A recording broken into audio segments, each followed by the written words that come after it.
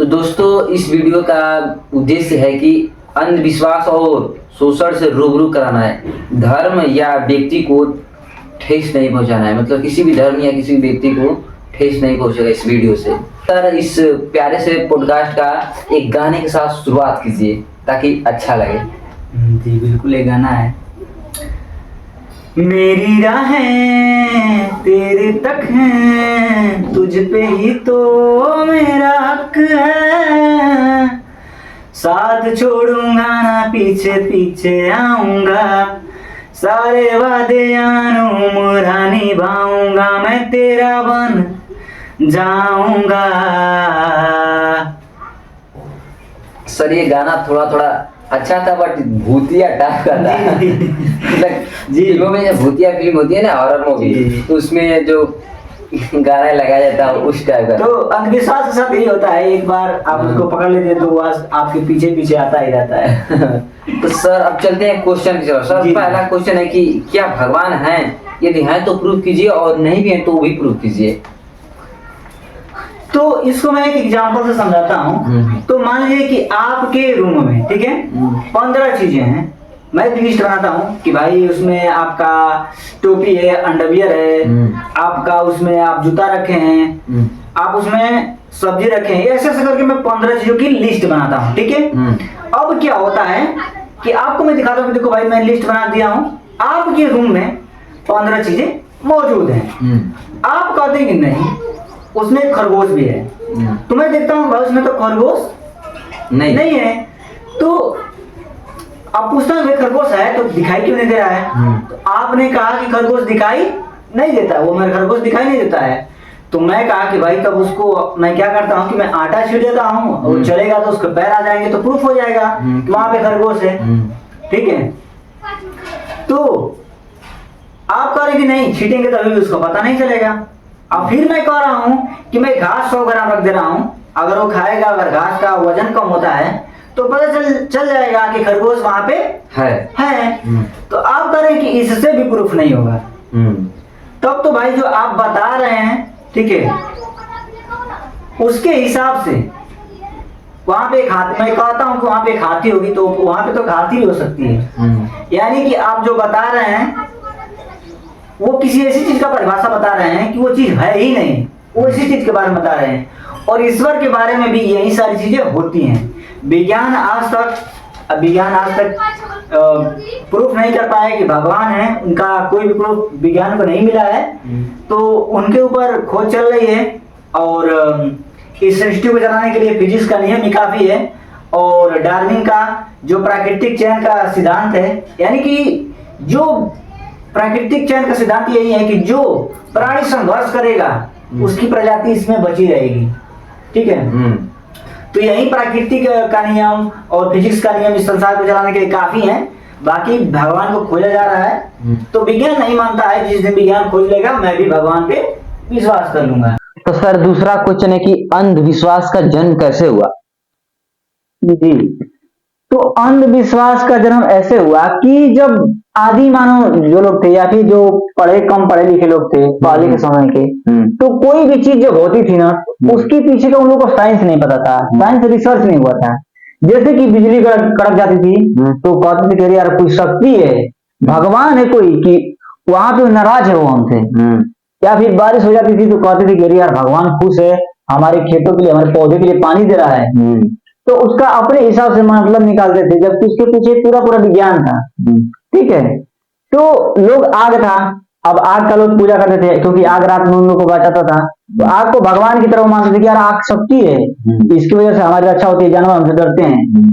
तो धीरे धीरे ऐसे ही भगवान का भी कॉन्सेप्ट हुआ, और धीरे धीरे ऐसे भी अंधविश्वास का हुआ कि साउथ अमेरिका में कुछ लोग जादू तंत्र करके, कुछ ऐसी बीमारी होती है जैसे सर्दी जुकाम होता है, तो ये तो बिना दवाई के सही हो जाएगा। तो ऐसी छोटी छोटी बीमारियां सही कर जादू टोना करके, और धीरे धीरे वही विश्व में फैल गया।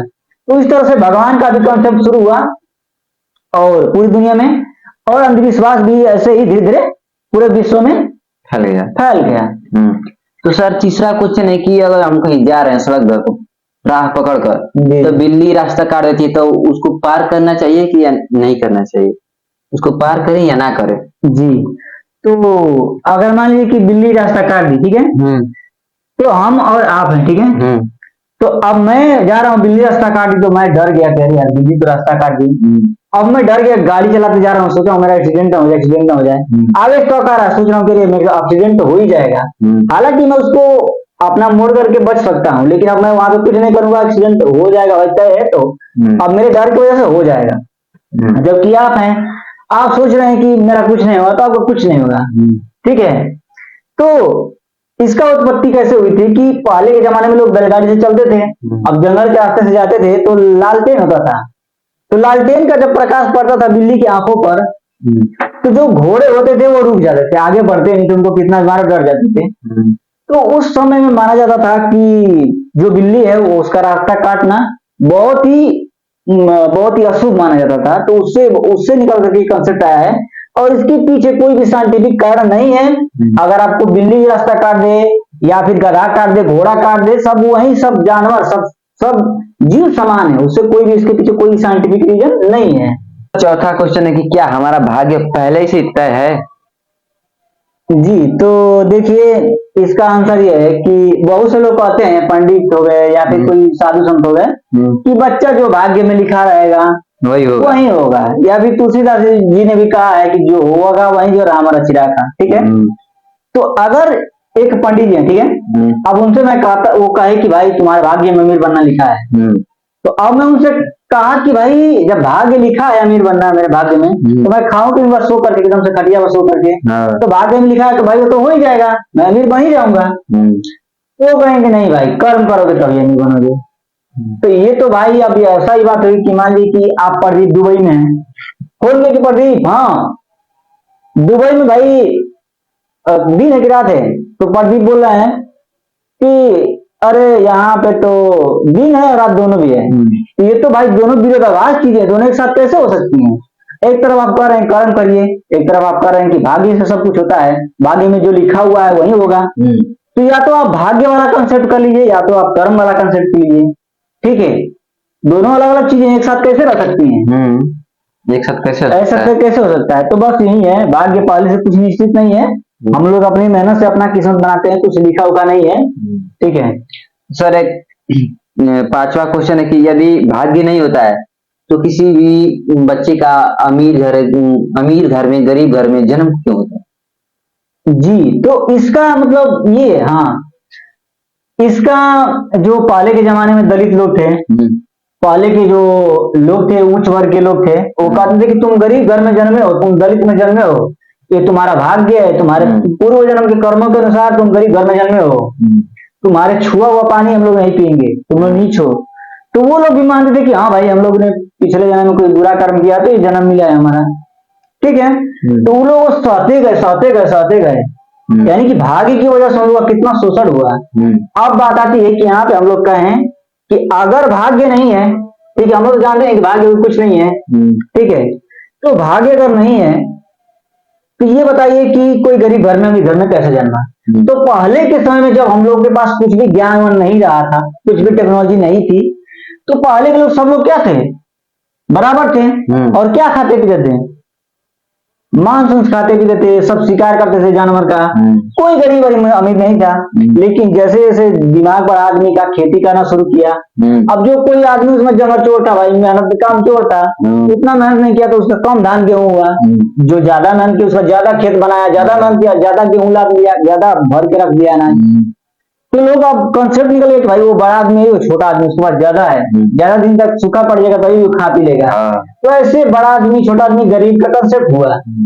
तो आप गरीब घर में पैदा हुए, मैं घर में पैदा हुए, इससे भाग्य से कोई भी लेना देना नहीं है, ठीक है। पहले भी ऐसे लोग होते थे, अपने कर्मों के अनुसार आप बड़ा आदमी बन सकते हैं, छोटा आदमी बन सकते हैं, तो इसका कोई भी लेना देना नहीं है कर्म के साथ, इसका भाग्य के साथ कोई भी लेना देना नहीं है। तो सर छठवां क्वेश्चन है कि अगर हमें नौकरी नहीं मिल रही है, सरकारी गवर्नमेंट जॉब नहीं मिला है, तो ज्योतिष के पास जाना चाहिए? जी, तो भाई पहले मैं भी बहुत ज्योतिष के पास जाता था, बहुत मानता था ज्योतिष को, बहुत मानता था गुरुओं को, ठीक है। लेकिन धीरे धीरे चीजें मुझे पता चली कि भाई गुरु बाबा लोग भी शोषण करते हैं। अब आसाराम है, राम रहीम है, शोषण करते हैं। ऐसे ही मेरा भी शोषण हुआ। एक बाबा थे, बताया कि बाबू तुम बस 10 के बाद 2 कक्षा तक पढ़ोगे, 14 कक्षा तक पढ़ोगे। अब मैं ग्रेजुएशन कर रहा था, जब मैं 2 साल ग्रेजुएशन कर लिया, सोचा कि यार अब इससे आगे तो बाबा बताएं कि नहीं पढ़ पाओगे, तो मैं सोचा कि यार इससे जब मेरे भाग्य में लिखा है तो मैं नहीं पढ़ूंगा। लेकिन फिर सोचा कि बाबा को गलती प्रूफ करूंगा, तो मैं अपना ग्रेजुएशन कंप्लीट किया, फिर अपना ITI कंप्लीट किया। तो उस हिसाब से तो मैं कितना पढ़ लिया, 12 3 15 2 17 तक पढ़ लिया। तो बाबा का भविष्यवाणी गलती हो गया। एक आदमी थे, वो कहे कि मैं तुम्हारा पिछला जन्म देख सकता हूँ। तो भाई मेरे को तबीयत खराब रहता था हमेशा, कहा कि बाबा मेरा पिछला जन्म देखिए। पैसा लिया उन्होंने, 2500 रुपये वो लिए हमारा पिछला जन्म देखने का। देखे पिछला जन्म हमारा, तो कहे कि भाई तुम्हारा पिछले जन्म का बहुत बुरा बुरा कर्म किए हो, पिछले जन्म में बहुत लोगों को लूटे हो, इसलिए तुमको बीमारी लगी रहेगी। ठीक है, तो इस तरह से भाई मेरा खूब शोषण हुआ। और ज्योतिष लोगों में इतना ही शक्ति है भाई, आप ज्योतिष हैं, अगर आप में इतना ही शक्ति है तो आप खुद IAS विशेष क्यों नहीं बन जाते हैं? आप क्यों ये 10 रुपए के लिए आप इधर चट्टी चढ़ा बैठते हैं ज्योतिष बनने के लिए? या फिर जब ज्योतिष लोग में इतना ही शक्ति है, नौकरी दिलवा सकते हैं, तो फिर खान सर, विकास द्विवेदी जैसे लोगों की जरूरत ही क्या है? और राहु केतु 9 ग्रह के बारे में बताया गया ज्योतिष में, आज तक पता नहीं चला राहु केतु कहाँ है, इतना विज्ञान आगे बढ़ गया है। तो भाई जो ज्योतिष है उसका वीडियो YouTube पे अवेलेबल है, ध्रुव राठी जिस पे बोले हैं पूरा दबा करके कि ज्योतिष जो है उसमें कुछ भी साइंस नहीं है, कुछ नहीं है, वो लोगों को ठगने का एक तरीका है। तो सर एक 8वां क्वेश्चन है कि तंत्र मंत्र का प्रयोग करके किसी व्यक्ति को मार सकते हैं या फिर किसी का भी व्यापार मतलब किसी का बिजनेस ठप कर सकते हैं, क्या ये सच है? तो अगर मान लीजिए कि अगर हम तंत्र मंत्र से किसी व्यक्ति को मार देते हैं या फिर किसी का व्यापार ठप कर देते हैं, ठीक है, तो भाई जो हमारी सरकार है वो सैनिकों को बंदूक कितना लाखों रुपए का दी है, करोड़ों रुपए का राइफल उन लोगों के लिए खरीद करके लाया जा रहा है, लड़ाकू विमान करोड़ों रुपए के आ रहे हैं देश विदेश से, ठीक है, और तोप उनके लिए दिया गया है महंगा, एक से एक कपड़ा दिया गया है उन लोगों के लिए। तो सीधा सा बात ये हुआ कि जब हमारे देश में ऐसे लोग हैं, ऐसे बाबा लोग हैं, ठीक है, तो मंत्र सिखा दें हमारे इन लोगों को, हमारे सैनिक लोगों को सिखा दें, मंत्र बोलेगा सैनिक दुश्मन मर जाएगा, सामने वाला दुश्मन मर जाएगा। तो भाई हमारे करोड़ों रुपए खर्च बच जाएगा देश का। जबकि हकीकत तो ये है कि ये लोग ढोंगी हैं, इसके पीछे कोई भी साइंस नहीं है। तो यही है, इसके पीछे कुछ नहीं है। तो गाइस ये वीडियो आप लोगों को, ये पॉडकास्ट कैसा लगा? आई होप कि ये पॉडकास्ट बहुत ही अच्छा लगा होगा। तो इस वीडियो को ज्यादा से ज्यादा शेयर कीजिए ताकि और भी लोग इस वीडियो को देखें और अंधविश्वास से वो निकले।